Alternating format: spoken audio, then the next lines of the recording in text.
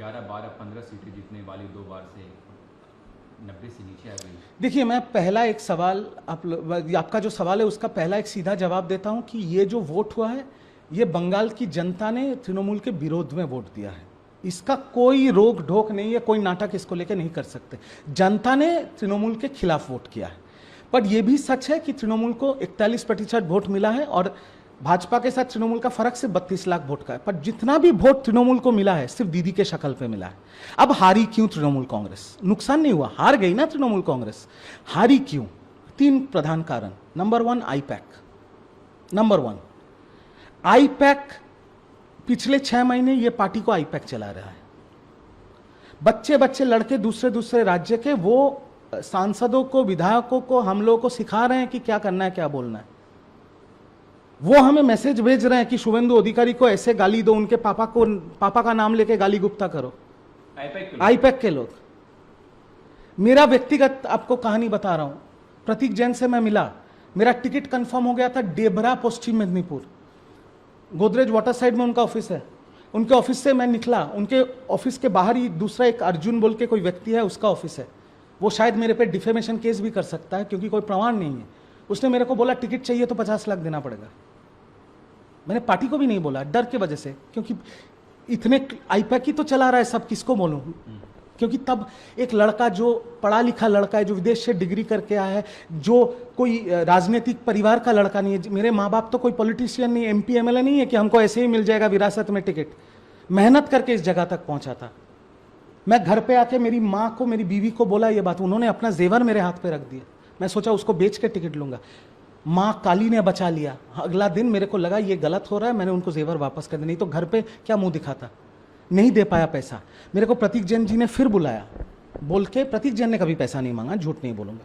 उन्होंने बोला कि अभी प्रोटोकॉल फॉलो करना है। और मैं आपको तथ्य देके बोल रहा हूं, उस टाइम घाटाल सांगठनिक जिला पश्चिम मेदिनीपुर डेबरा जिसके अंडर पड़ता है, उसका प्रेसिडेंट श्री अजीत माइती, जो मल्टीपल टाइम MLA रहे, उन्होंने अपने लेटर हेड में डेबरा में मेरा नाम, सिर्फ एक नाम, 2-3 भी नहीं, एक नाम उन्होंने खुद दीदी के हाथ में 99 में जाके दिया। वो लेटर हेड का फोटो उन्होंने व्हाट्सएप में श्री अभिषेक बैनर्जी और श्री प्रतीक जैन को भेजा। और उसके बाद मैंने पैसे, क्योंकि मेरे पास पैसे तो है नहीं, मैं विधायक और सांसद तो हूं नहीं कि बहुत कमा के बैठा हूं। तो 17 मार्च को जब कैंडिडेट लिस्ट निकला, मैं देखा किसी और का नाम निकल गया। अब उन्होंने कुछ दिया है नहीं दिया वो मुझे नहीं पता। तो आईपैक जो ये कर रहा था, क्या ममता बनर्जी को पता नहीं था कि उनके पीठ पीछे ये सब? मैं इस एक टॉपिक पे सिर्फ मैं बोलूंगा कि दीदी और अभिषेक जी को इसका जिम्मेदारी लेना पड़ेगा कि कैसे आप दोनों के रहते हुए एक बाहर की संस्था पूरा एक पार्टी को कैप्चर कर लिया। जब प्रतीक जैन के घर पे रेड हुआ, दीदी दौड़ के गई अपना डेटा लेने के लिए कि मेरा पार्टी का डेटा। आज दीदी के नाम पे सुप्रीम कोर्ट पे ED का केस चल रहा है। केस का कुछ इधर उधर हो गया तो दीदी को जेल भी हो सकता है। आपको लगता है कि सुन लीजिए। और उसके बाद जब दूसरे फेज का वोट खत्म हुआ, अगले दिन सुबह आईपैक के डायरेक्टर विनेश चंडेल को बेल मिल गया। कभी सुना है भारत के इतिहास में कि लोअर कोर्ट से PMLA एक्ट में बेल मिल गया और ED ने अपोज भी नहीं किया? तो इसका क्या मतलब है? इसका मतलब है दीदी को केस खिलाया और उसके बाद दीदी निकल जाने के बाद डेटा ऐसे ही तुमने दे दिया। आज प्रतीक जैन कहां है? भाग गया। तो वो तो भागा हुआ है, उसका क्या नुकसान हुआ है? वो तो तृणमूल से भी पैसा कमाया, कॉन्ट्रैक्ट में था, मार्केट से भी पैसा उठाया। कैसे पैसा उठाता था आईपैक? पकड़ लीजिए, एक विधानसभा है, वहां पर 4 उम्मीदवार है विधायक का, जिसका कोई चांस नहीं है उससे भी पैसा लो, और जिसका कंफर्म है उसी को मिलेगा, उससे डबल पैसा लो। तो सबका मिला के तो आ गया। और आईपैक को तो आप चैलेंज नहीं कर सकेंगे, वही तो पार्टी चला रहा है। समझ रहे हैं? ऐसे तरीके से दीदी को अंधेरे में रख के, पता नहीं अभिषेक दा को क्यों ये पता नहीं चला, ये पार्टी को खत्म कर दिया। ये पॉइंट नंबर 1 है। यह है पॉइंट नंबर 1। और दूसरा चीज मैं ANI को बोलूंगा, आप लोग पत्रकार हैं, आईपैक के जो लड़के जो आईपैक में नौकरी करते थे और एक एक जिला के प्रभारी थे, उनका आप इंटरव्यू लीजिए। वो लोग मेरे को फोन करके बोल रहे हैं ED रेड के बाद दादा एक एक विधानसभा में हमने आईपैक के प्रतीक जैन या ऐसे जो लोग थे उनको हमने रिपोर्ट दिया, ये विधानसभा में 10,000 माइनस है, पर वही रिपोर्ट जब अभिषेक बनर्जी और तृणमूल कांग्रेस को दिया जा रहा है उसमें प्लस 20,000 करके दिया जा रहा है। ऐसे पार्टी को सैबोटाज किया आईपैक, इस तरह से इस पार्टी को सैबोटाज किया आईपैक। बट इसका जिम्मेदारी पार्टी के दीदी और अभिषेक दा को लेना पड़ेगा, क्योंकि उनको तो पकड़ लेना चाहिए था ये चीज। ये पहला कारण। दूसरा कारण ये पार्टी क्यों खत्म हो गई है, क्योंकि ना दीदी, ना अभिषेक दा, ना सीनियर एमपी कल्याण बनर्जी या शोभनदेव चट्टोपाध्याय जो आज हमारे नेता प्रतिपक्ष है, इन लोगों ने कोई करप्शन नहीं किया। मैं ओपनली बोल रहा हूं, दीदी के ऊपर कोई उंगली नहीं उठा सकता। आज तो मैं पार्टी में भी नहीं हूं, मैं तो बोल सकता हूं, नहीं बोल सकता। अगर मैं दीदी के खिलाफ ये बोला कि उनके साथ करप्शन का रिश्ता है तो मुझे भगवान पाप देगा, वो मैं नहीं बोल सकता। पर जो lower level cadres of Trinamool Congress, like councillor, panchayat के जो प्रधान है, पंचायत समिति के जो मेंबर है, जिला परिषद के जो मेंबर है, ब्लॉक सभापति जो है, ये लोग इतना लोगों पे अत्याचार करके पैसा उठाया है ना, लोग गुस्से में उनके खिलाफ वोट दिया है, तृणमूल के खिलाफ वोट दिया। और तीसरा सबसे बड़ा कारण, महिला का असम्मान। हम लोग सोचते थे पूरे बंगाल में जितनी महिलाएं हैं वो आंख बंद करके दीदी को वोट देंगे, और दीदी को उनका वोट मिला ही है। बट मैं आपको बता रहा हूं, मैं वितर्क में नहीं जाऊंगा, यही तृणमूल के जो लोअर लेवल कैडर्स हैं, ब्लॉक सभापति, पंचायत प्रधान, पंचायत समिति, जिला परिषद, इन लोगों ने महीने भर महीने, साल भर साल गांव के हिंदू महिलाओं के ऊपर जो अत्याचार किया है, 1500 से आप एक महिला का सम्मान नहीं खरीद सकते, नहीं खरीद सकते 1500 रुपए से। बंगाल की महिलाओं में दोनों हाथ से दीदी को आशीर्वाद किया था, पर उनके ऊपर जो जुल्म हुआ है, इसका यह प्रतिफलन है। अब क्या है भविष्य टीएमसी का, कैसे देखते हैं अगले 2-4 साल? मैं सिर्फ इतना बोलूंगा, देखिए मेरे मुंह से मैं पार्टी को गाली नहीं दे सकता या कोई अपशब्द नहीं कहूंगा, मैं सिर्फ इतना कहूंगा, अच्छा रहे तृणमूल कांग्रेस। दीदी की मैं दीर्घायु कामना करता हूं, मतलब मैं भगवान से प्रार्थना करूंगा दीदी का 500 साल की उम्र हो।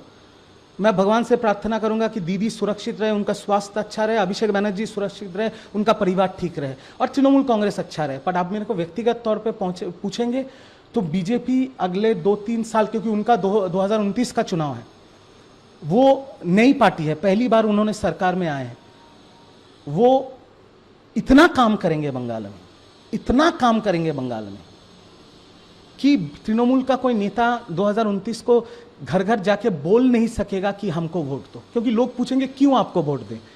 जो सरकार सत्ते में वो तो सारा काम कर रहा है, नौकरी दे रहा है, महिला सुरक्षा हो रहा है, ये वो सब कुछ, तो यही बात है।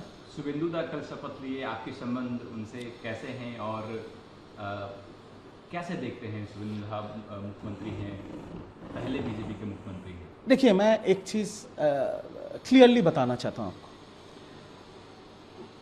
देश के इतिहास में, भारतवर्ष के इतिहास में, देश स्वतंत्र होने के बाद अगर 10 ठो पॉलिटिशियन का लिस्ट बनेगा तो उसमें एक नाम ममता बनर्जी का रहेगा।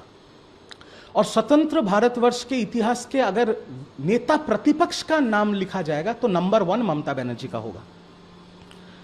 पर शुभेंदु अधिकारी का सीवी, जो बायोडाटा होता है ना, हर इंसान का तो एक बायोडाटा होता है, तृणमूल में रहने के time multiple time member of parliament, multiple time cabinet minister, central cabinet minister, नेता पक्ष प्रतिपक्ष होने के बाद ममता बनर्जी को, मुख्यमंत्री को नंदीग्राम से हराया, और इस बार नंदीग्राम से भी हराया, भवानीपुर से भी हराया।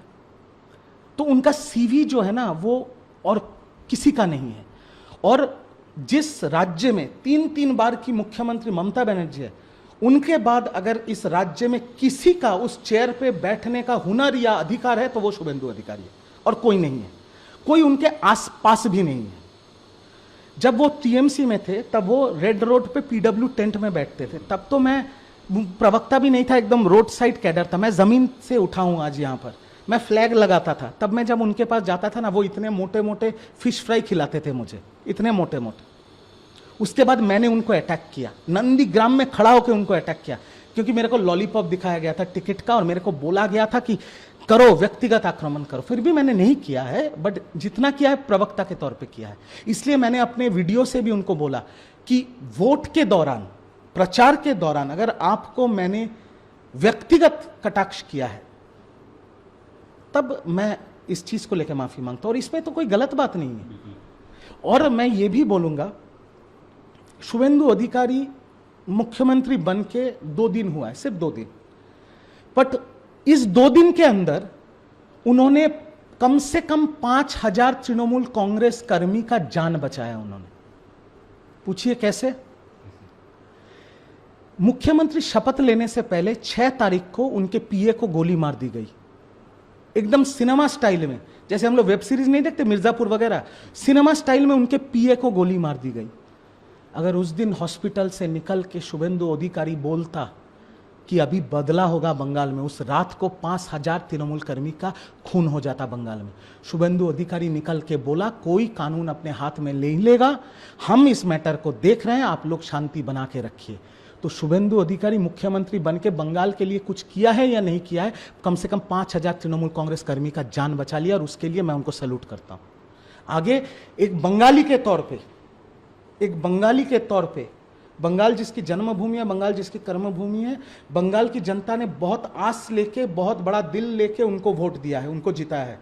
अब हम भी नजर रखेंगे कि वो अपनी वादा को निभाते हैं कि नहीं, वो हिंसा को बंगाल में रोकते हैं कि नहीं, वो औरतों की सुरक्षा देते हैं कि नहीं, वो गुंडों को जेल में डालते हैं कि नहीं। अगर वो नहीं करेंगे तो मैं तो अभी तृणमूल में नहीं हूं, बट एक बंगाली होने के नाते मैं वो प्रश्न भी उनसे करूंगा, क्योंकि आज वो बीजेपी के नेता नहीं है, वो बंगाल के मुख्यमंत्री है, मेरे भी मुख्यमंत्री है, आपके भी मुख्यमंत्री है। पोस्टफुल वायलेंस को कैसे देखते हैं? पहले तो उनके पीए की हत्या की जाती है, कल 60 दुकानें जलाई गई है, अभिषेक बनर्जी ने भी ट्वीट किया कि क्या आप ऐसे पोस्टफुल वायलेंस को कैसे देख रहे हैं आप? उनके पीए की हत्या होती है शुभेंदु अधिकारी की, कल हमने देखा अभिषेक बनर्जी ने आज ट्वीट किया कि 60 दुकानें